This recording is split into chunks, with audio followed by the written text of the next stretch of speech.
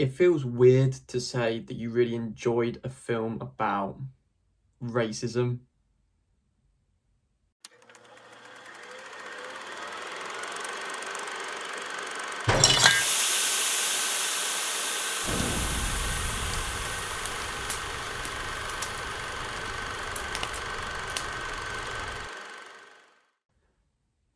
Blindspotting is a racial drama set in Oakland in the present day and follows Collin on the final 3 days of his probation period.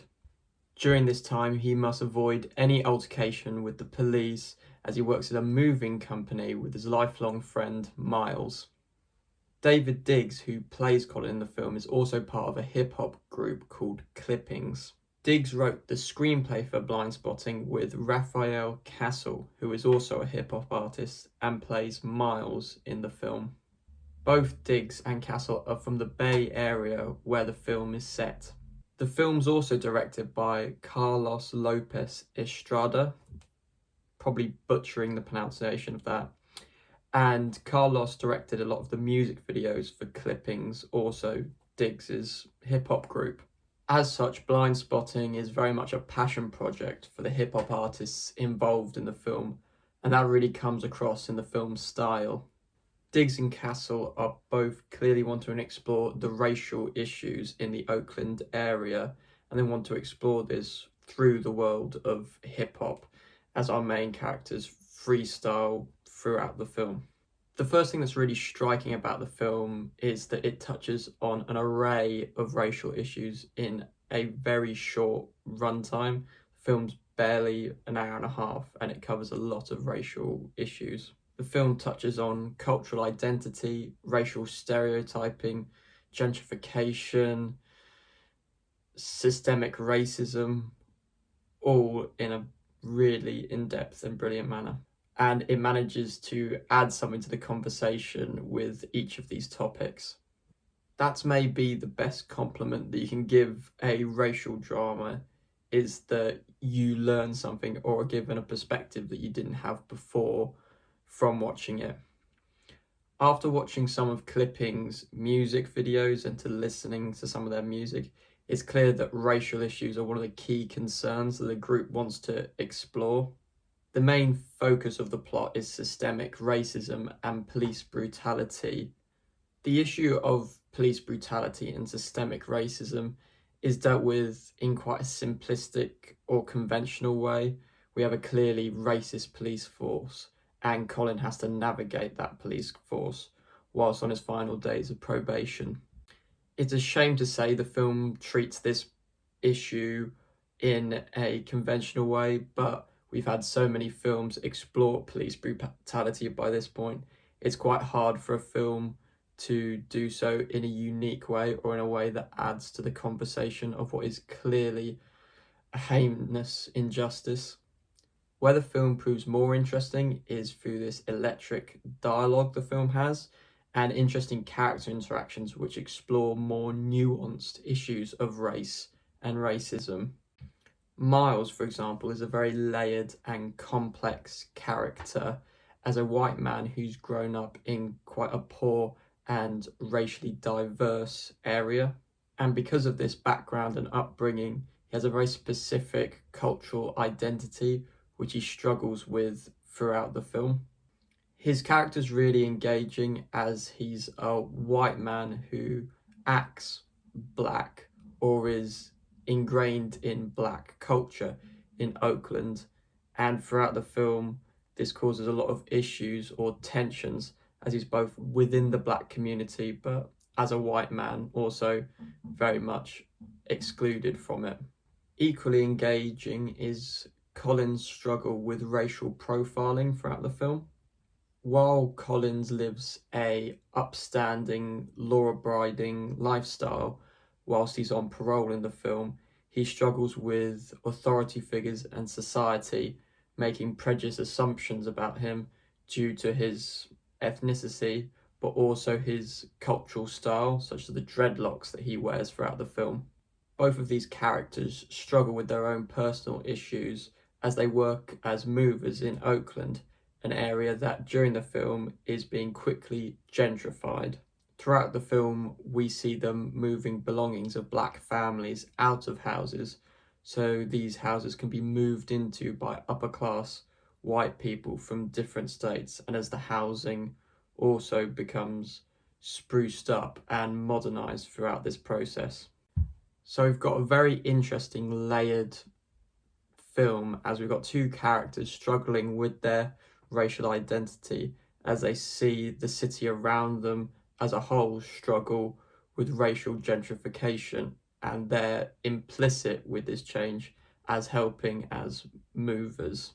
And it's through this layered plot that the film manages to explore a lot of racial issues and explore nuanced issues of race that we don't see explored often in films.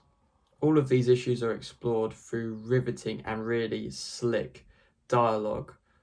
The two filmmakers are hip hop and rap artists, and you can really see this come across in just how pitch perfect the dialogue is in this film. The script by Diggs and Castle is absolutely astonishing in how much it manages to achieve and how just purely entertaining it is. The screenwriter's lyrical skills are on full show here in how quick-witted and hilarious the script is throughout the film.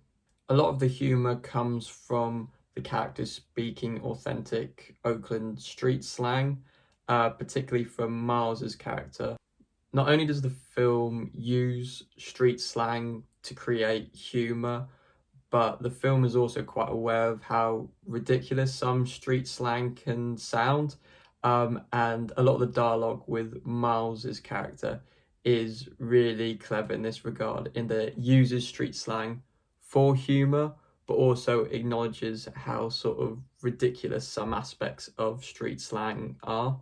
The script also uses rap monologues throughout the film to explore the racial injustices featured, and it does this through Miles and Collin just freestyle rapping together while they're working on the job. There are two key rapping sequences in the film which are really powerful and explore a lot of racial nuances and issues. While one of the rapping sequences seems quite forced and unrealistic, the quality and energy of the rapping is so good that you can sort of forgive how unrealistic or forced the sequence is. Diggs and Castle's professional relationship transfers to the screen very well as they create a really great buddy dynamic and friendship, which reaches really interesting dramatic heights towards the end of the film as they sort of confront the cultural differences between the two of them. The musical influences on the film and the filmmaking extends to the direction as well, not only just the script. The director Estrada is very much drawing upon his skills as a music video director, and he implements these skills really well into the film. The scene transitions and presentation of Oakland as a city has this real visual richness and energy to them, and Estrada's able to use music and editing really well throughout the film also, and so he's really showcasing his skills as a music video director. The opening title sequence of the film is a really good example for that, and it sort of presents the city with a lot of flair and energy, but at the same time presents it in a way that makes you confront the racial issues in Oakland. A lot of the dialogue scenes are also presented in a very creative way, particularly in a way that promotes the humor in the scenes and in the script. One scene in particular in a hairdressing salon is presented in a really great way. So this was really strong directing from Estrada. As I said earlier, the sequences of the film that deal with police brutality and systemic racism are quite on the nose or conventional. But while this aspect of the story is quite straightforward, Estrada manages to make it really engaging via the visuals and directing he implements in these scenes. Estrada's very good at directing some of the nightmare sequences. Collins suffers from nightmares throughout the film, about police brutality and systemic racism, and these scenes create some really unique visuals. One criticism that you could lay against the film is that it's very theatrical with its nightmare sequences and its flamboyant dialogue and use of rapping. It can feel a bit distant from reality at times. Some people might view this as a negative, since a lot of the great racial films to be released recently are very much grounded in realism, such as 12 Years a Slave or Detroit. Personally, I didn't find the theatrical aspects of the film an issue, although for me, it made the film less emotionally impactful than racial dramas that are more grounded in realism. But at the same time, the film is really entertaining and still very thought provoking. It just lacked that emotional punch that other racial dramas have. That critique is obviously down to taste, and some people might have a big emotional reaction from this film. But for me, sometimes the style and the theatricality became more dominant than the emotional impact of the film. However, the lack of gut punch emotion isn't a huge problem because the film does so many other things right with its really entertaining and funny script and story, which explores a lot of very nuanced issues of race. As such, Blindspotting was a really rewarding viewing experience. Not only did I learn about race and was shown new racial issues, I was wildly entertained whilst doing so. And that's sort of what some of the greatest racial dramas should do: entertain you on the one hand, but also teach you things and bring to light issues that you hadn't thought about. And a lot of great racial dramas have done that, like Do the Right Thing or Boys in the Hood. The film sort of is like a Spike Lee film in that regard, in that it walks a great line of being educational on racial issues, but also being wildly entertaining whilst doing so. It really was a film that I thought about a lot after viewing it, and so I'm going to give it a strong 8.3 out of 10, I reckon. Really, really great film.